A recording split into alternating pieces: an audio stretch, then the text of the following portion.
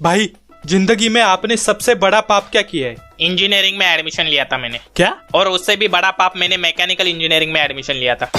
भाई इंजीनियरिंग से क्या प्रॉब्लम है आपको? आज मैं तुझे बताऊंगा अपनी दुख भरी दास्तां।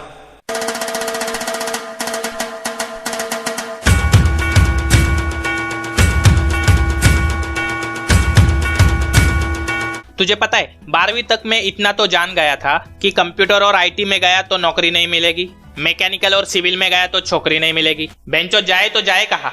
फिर हमारे चाचा मामा या मौसी का आइंस्टाइन बेटा पता नहीं कहाँ से प्रकट हो जाता है। खुद के 4-5 सब्जेक्ट बैक होते हैं और हमें सलाह देगा कि भाई मैकेनिकल में जा, बहुत स्कोप है। स्कोप, ये स्कोप शब्द सुनकर बात ही खत्म हो जाती है। हमारे घर वालों को स्कोप सुनकर तो ऐसा लगता है जैसा अपना बेटा अंबानी बनेगा। छोकरी गई भाड़ में, तुझे तो मैकेनिकल इंजीनियरिंग ही लेना है। भोसडी का खुद तो डूबता है, हमें भी साथ में ले जाता है। माँ कसम, उस मुच्छड़ गांडू को मैं जिंदगी में कभी माफ नहीं करूंगा। तुझे पता है हम मैकेनिकल और सिविल वालों को लड़की के नाम पर एक बूढ़ी प्रोफेसर मिलती है। सिर्फ हमारे जिंदगी में सिर्फ लौंडे लिखे होते हैं, लौंडे। रात को सपने भी हमें लौंडे वाले पड़ने लगे। अब जो लोग आईटी और कंप्यूटर में जाते हैं उनमें से 90% लोगों को घंटा पता नहीं होता कि बिल गेट्स और माइक्रोसॉफ्ट क्या है। कल मैंने एक कंप्यूटर के लौंडे से पूछा, भाई ये रेशमा कौन है? रेशमा? हाँ, वो दूसरी वाली बेंच पर बैठती है ना, काले बाल, काली आंखें, काली। हाँ बस बस बस बस। और दीपा? दीपा, हाँ वो गाना की आइटम है ना, काली आंखें, काले बाल, काली। अच्छा अच्छा। Bill Gates? सर अभी बाहर गए, आएंगे थोड़ी देर में। तेरी बहन का माइक्रोसॉफ्ट मारा, काली आंखें, काले बाल, जा जाके अपना मुंह काला कर ले। दुनिया में सबसे बेहतरीन एग्जाम कोई देता है तो वो हमारे इंजीनियर। एग्जाम का टाइम टेबल 3 महीने पहले ही आ जाता है, फिर भी हमारा इंजीनियर रात के 12 बजे फोन करके पूछेगा, भाई पेपर कौन सा है कल?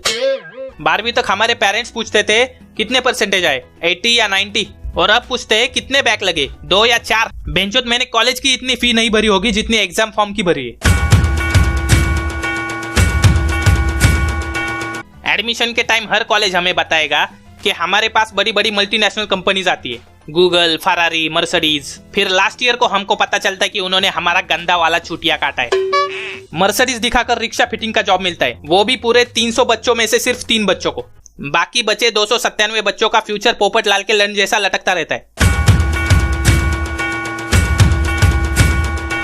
इंजीनियरिंग के हर क्लास में तुझे एक चीज जरूर देखने को मिलेगी, जिसमें क्लास के सारे बच्चे क्लास बंक करके छुट्टी लेकर घर जाते, सिवाय एक मच्छर की गांड के। ये भोसडी का वो मच्छर होता है जो इंसानों का नहीं, मच्छरों का खून पिएगा। ऐसा मच्छर अपने आप को टॉपर बताता है।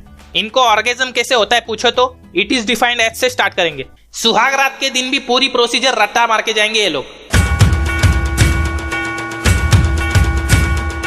बेंचोद, ये न्यूटन और आइंस्टाइन कहाँ मिलेंगे बता मेरे को? दुनिया के करोड़ों बच्चों की खोलकर मारी इन महाचुतियों ने। ये 2 लोग इंजीनियर्स के शाकाल और मोगैम्बो है, इनसे बड़ा कोई दुश्मन नहीं इंजीनियर्स का।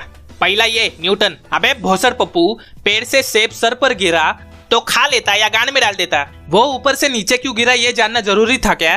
गांड में उंगली करने की आदत जाती नहीं इनकी। सेब नहीं, नारियल गिरना चाहिए था, नारियल। बेंचो तो वही मर जाता, जान छूटती।